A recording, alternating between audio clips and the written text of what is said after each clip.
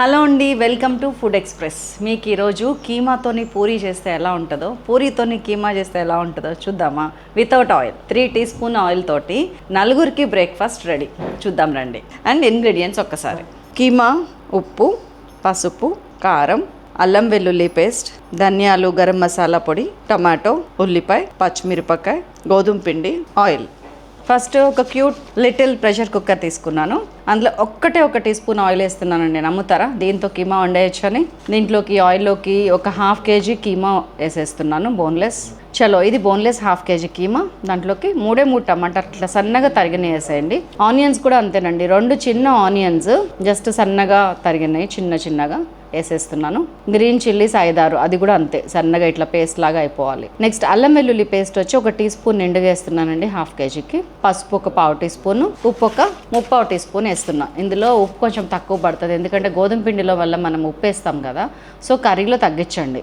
కారం ఒక 3/4 tea spoon వేస్తున్నాను. మొత్తం అన్ని మంచిగా చేత్తో కలిపేసుకున్నాను. సిమ్లో పెట్టేసి 4-5 విజిల్స్ రానివ్వండి. ఇందులో వాటర్ అసలు పోయకండి, మనకి టొమాటో వాటరు, ఆనియన్ వాటరు, కీమాలో ఉన్న వాటర్తోనే మనకు ఉడికిపోతుంది. సో నీళ్లు పోయలేదు, దానివల్ల టేస్ట్ చాలా ఇన్మడిస్తుంది. 4 విజిల్స్, లో ఫ్లేమ్. చలో, ఓపెన్ చేశానా? ఇదిగోండి ఎంత బాగుందో కదా. చూడండి, వాటర్ ఆల్మోస్ట్ అయిపోయింది.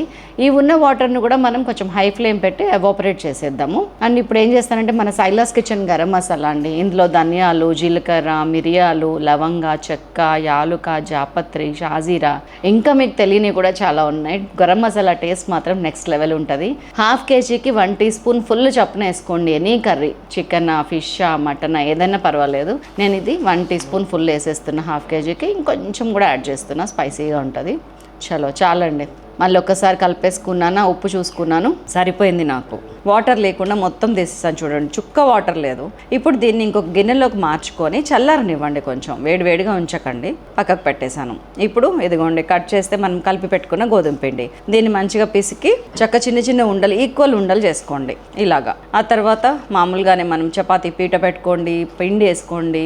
మంచిగా ఈ పూరీలన్నీ ఒకటే సైజులో రౌండ్గా వచ్చేటట్టు తాల్చుకోండి. 1 by 1 అటు ఇటు పిండి మంచిగా వేసుకోండి. మీరు ఎంత పిండి వేస్తే పూరీలు అంత మృదువుగా వస్తాయి. సో నా పూరీలు రెడీ అయిపోయినాయి. ఇప్పుడు అసలు కదా, నేను ఒక పూరీ తీసుకున్నాను, దాని మీద మంచిగా మనకి ఉడికి చల్లారిన కీమాని ఇట్లా స్ప్రెడ్ చేసుకున్నాను. దాని మీద ఇంకొక పూరీ కూడా వేసేసాను. రెండింటిని కలిపి మళ్ళీ అడ్జస్ట్ అన్నీ అంటుకునేలాగా అటు ఇటు తాల్చేసుకున్నాను. ఇట్లా అన్ని పూరీలు చేసి పెట్టుకొని చలో తవా పెట్టుకున్నాను.